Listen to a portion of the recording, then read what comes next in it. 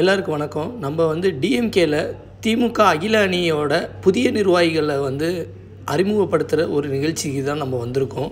இந்த நிகழ்ச்சி பார்த்திங்கன்னா, அதாவது கடல் தாண்டி கத்தாரில் வாழும் வெளிநாட்டு உள்ள மக்களுக்கு நிறைய விஷயங்களும் திட்டங்களும், அதாவது காப்பீடு திட்டங்கள்லாம் கொண்டு வந்த நம்ம திமுக அகில அணி நம்ம முதலமைச்சர் அவர்கள் முத்துவேல் எம்கே ஸ்டாலின் அவர்கள் முதலமைச்சர் அவர்களுக்கு மிகப்பெரிய நன்றி நிகழ்ச்சி தான் இது.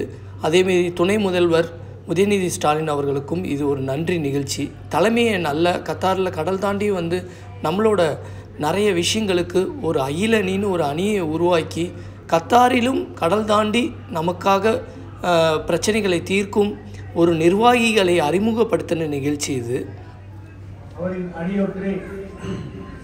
சாமானியர்களும் இங்கே சட்டமன்ற உறுப்பினர்களாகலாம், அமைச்சர்களாகலாம் என்று இந்த மண்ணிலே இனமான உணர்வை வித்திட்ட பேரறிஞர் அண்ணா அவர்களை வணங்கி அவரை ஒற்றி என் மண்ணின் மைந்தர் திருக்கோளை தந்த திராவிடர்களுக்கு அஞ்சுகத்தின் அறிந்தவ புதல்வர் சங்கத்தமிழ் வளர்த்து வங்க கடலெண்ணெயின் தாளாட்டில் வெளிநாட்டில் உறங்கிக் கொண்டிருக்கின்ற என்னுடைய மண்ணின் மைந்தர் முத்தமிழ் அறிஞர் கலைஞர் அவர்களை வணங்கி இந்த துணை அமைப்பாளராக பணியாற்ற வாய்ப்பு தந்த உலக தமிழகத்தின் ஒப்பற்ற தலைவர், இந்திய மதவாத சக்திகளின் சிம்மசொப்பனமாக விளங்கிக் கொண்டிருக்கின்ற தமிழகத்தினுடைய தானை தலைவர் மாண்புமிகு தளபதியார் அவர்களை வணங்கி அவர் அடியொற்றி ஒற்றை சங்கிலில் பல ஆதிக்க சக்திகளை தமிழாசிரியர் தான், தமிழ் தான் நடத்தணும்.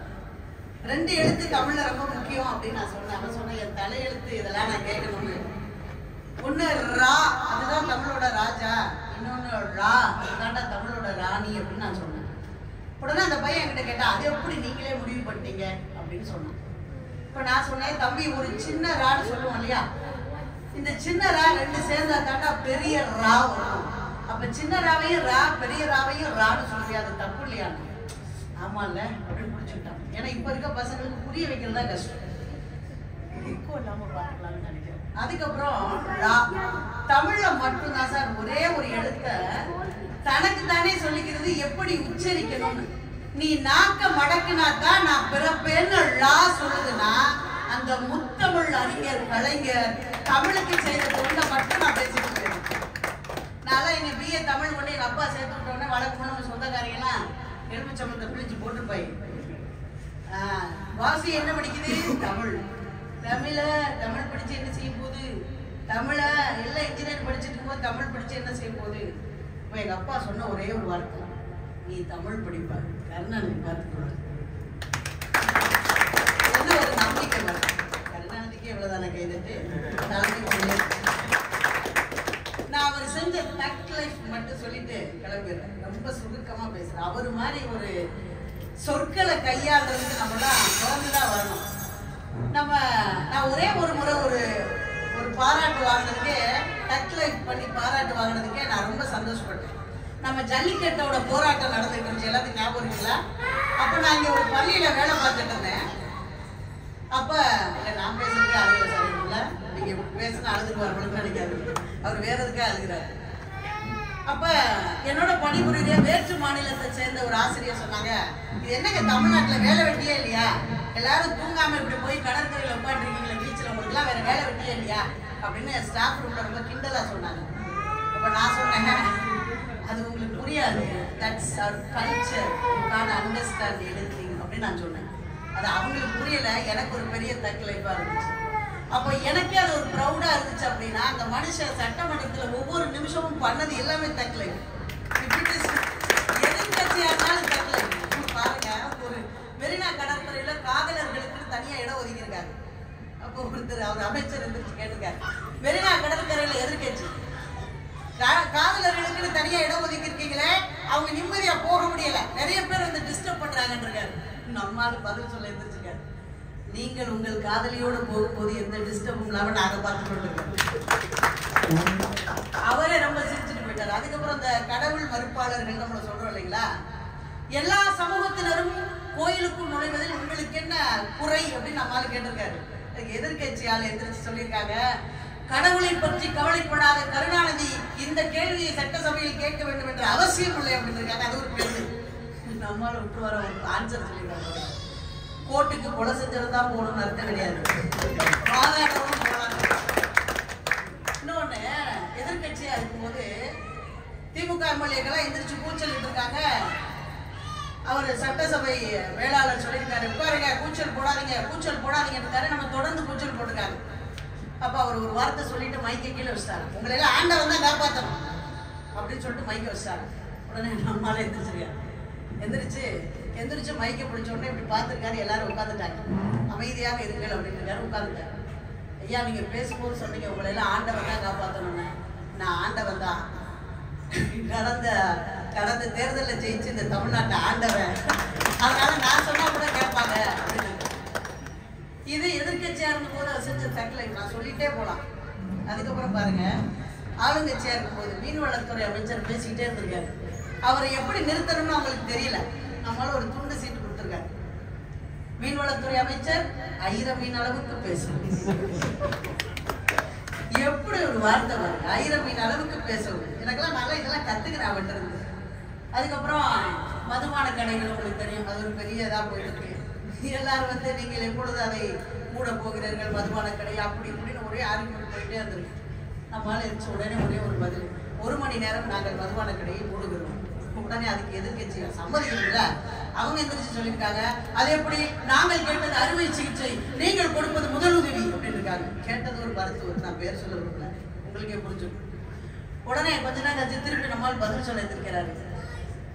அறுவை சிகிச்சைக்கு முன்பு முதலுதவிதான் தர வேண்டும் என்பது இந்த மருத்துவருக்கு தெரியாதா? என்ன சொல்லுவீங்க சார்? இது பெரிய தக்கலை. நான் சொல்றீங்களா, ஒரு நிகழ்ச்சி எதிர்கட்சி தலைவர் அவங்கள அழைக்கணும். நம்மளாலதான் முதலமைச்சரா இருக்காரு. எதிர்கட்சி தலைவர் அழைக்கணும். என்ன பண்ணிருக்காரு, அழைக்க அவருக்கு மனசு வரல. இருந்தாலும் அழைச்சாகணும் எல்லாரும் சொல்றாங்க. ஏன்னா உங்களுக்கு தெரியும், சாதாரணமா நம்ம சுத்திக்கிட்டு இருந்தாலே நம்மளை சுத்தி பல அரசியல் சுத்துது. நீங்க எல்லாம் அரசியலே இருக்கீங்க. எவ்வளவு அரசியல், என்னையெல்லாம் சுத்தி பல அரசியல் சுத்துது. இன்னைக்கு நான் பைக்கை பிடிச்சேன்னா, மேடம் அந்த கட்சியாப்புல, நான் வேற எங்கேயாவது போனேன், மேம் மேடம் இந்த கட்சியாப்புல, நான் எந்த கட்சியும் இல்லையா தமிழ் கட்சின்னு சொல்லிக்கிட்டு சுத்திக்கிட்டு இருக்கேன். பட் யாருமே நம்ப மாட்டேங்கிறாங்க. அப்ப அவங்களை நீங்க அழைச்சுதான் ஆகணும்னு மனசு வரல. பட் கமிட் ஆயிட்டோம், செஞ்சுதான் ஆகணும். உடனே ஒரு லெட்டர் எழுதுறாரு, மன்னிக்கணும். அப்ப நம்மளால எதிர்கட்சி தலைவர் அவங்க நம்மளை அழைக்கணும். அவங்களுக்கு அழைக்க மனசு இல்லை. ஏன்னா தமிழ் பேரறிஞர் அவரை நீங்க அவரை அழைச்சுதான் ஆகணும், வேற வழி கிடையாது. உடனே அவங்க ஒரு கடிதம் எழுதுறாங்க. கடிதம் எழுதி நம்மால் கார்ல வச்சுட்டு போறாங்க. முன்னாள் அமைச்சர் விழாவுக்கு வருக. 2 வார்த்தை. தமிழுக்காகவே பிறந்து, தமிழுக்காகவே வளர்ந்து, தமிழுக்காகவே வாழ்ந்து மறைஞ்ச மனுஷன் எப்படி ரிப்ளை பண்ணிருப்பாரு பாருங்க. நம்மால் ஒரு 2 லைன்ல லெட்டர் எழுதி அந்த அம்மா கார்ல வச்சிட்டாரு. ஐயோ உடனே அவங்க கார்ல வச்சிட்டாரு. முன்னாள் நடிகை என்னால் வர முடியாது, முடிச்சே போச்சு, அவ்வளவுதான். முன்னாள் நடிகை என்னால் வர முடியாது. இது புத்தகத்திலேயே நம்மளால் தக்கலை பண்ணுவோம். தொல்காப்பியர் பூங்கா, தொல்காப்பியம் தான் இருக்கிறதுல எங்களுக்கு டஃப்பான சப்ஜெக்ட். அது பார்த்தீங்கன்னா அன்பார்ச்சுனேட்லி லஞ்சுக்கு அப்புறம் தான் தொல்காப்பிய பாடமே இருக்கும். அதை தூக்கிட்டு வரும்பொழுதே பாதி பேர் தூக்கிடுவோம். அது எங்களுக்கு பூசி கணேசன் ஒரு ஐயா, அவர் கம்பராமாயணம் எங்களுக்கு நடத்துவார். நடத்தும் போது சுந்தரகாண்டம் நடத்தினார். அதுக்கு இன்ட்ரோடக்ஷன் கொடுக்குறாரு.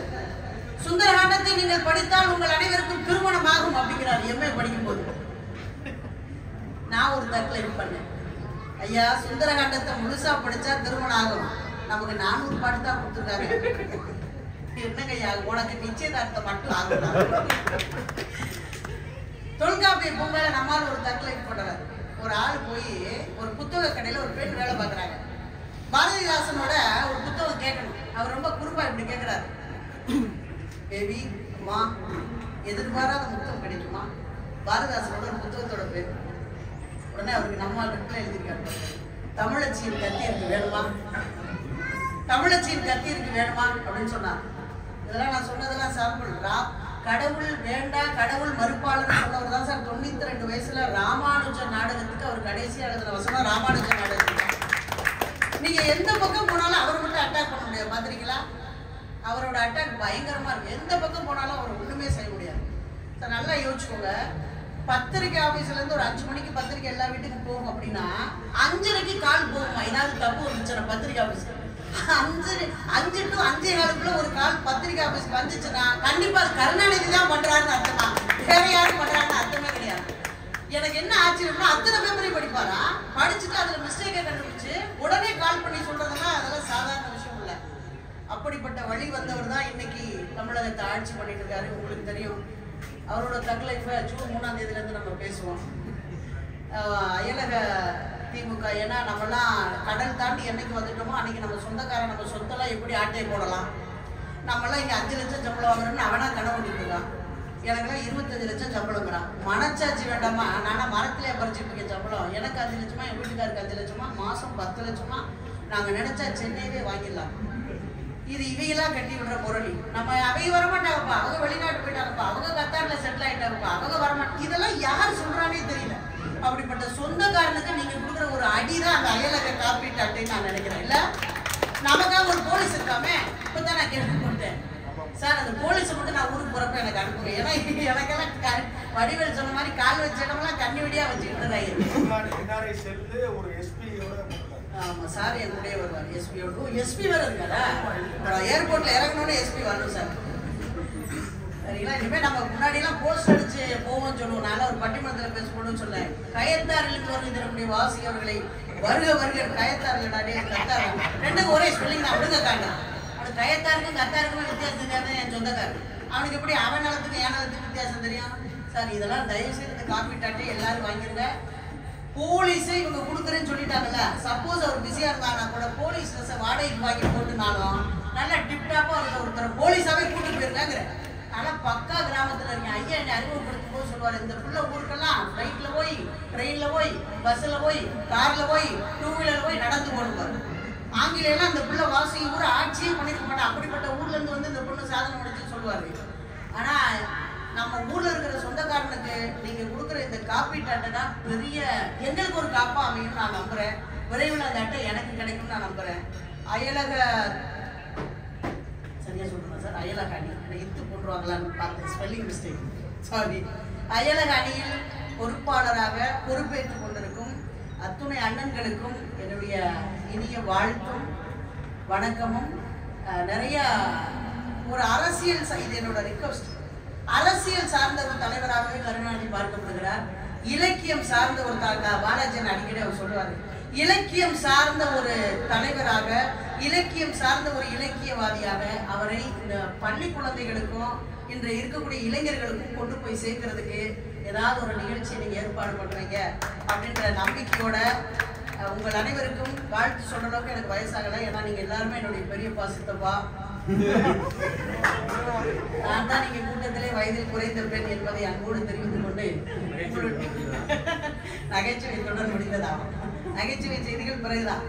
உங்கள் அனைவருக்கும் என்னுடைய வாழ்த்துக்களை சொல்லிக்கொண்டு, தமிழ் உங்களை வாழ வைக்கும். முத்தமிழ் அறிஞர் உங்க கூடவே இருப்பார். நீங்க தவறு பண்ணணும்னு நினைச்சா கூட அந்த மனுஷன் விட மாட்டார். கல்லறையில கூட ஒரு மனுஷன் போராடி வாங்கினாருன்னா எனக்கு தெரிஞ்சு அந்த போராட்டம் தான் இருக்கு. நிரஞ்சன் கூட ஒரு மனுஷனால போராட முடியுமா? எனக்கு தெரிஞ்சு அவராக தான் இருக்க முடியும். போராடியே நம்மளுடைய வெற்றி கிடைக்கும் என்றால் அதுவே நிலைத்த வெற்றியாக இருக்கும். அந்த நிலைத்த வெற்றி உங்களுக்கு கிடைக்கட்டும். எல்லாம் வல்ல இறையும் இயற்கையும் தமிழும் உங்களுக்கு துணை நிற்கட்டும். வாய்ப்புக்கு நன்றி, வணக்கம்.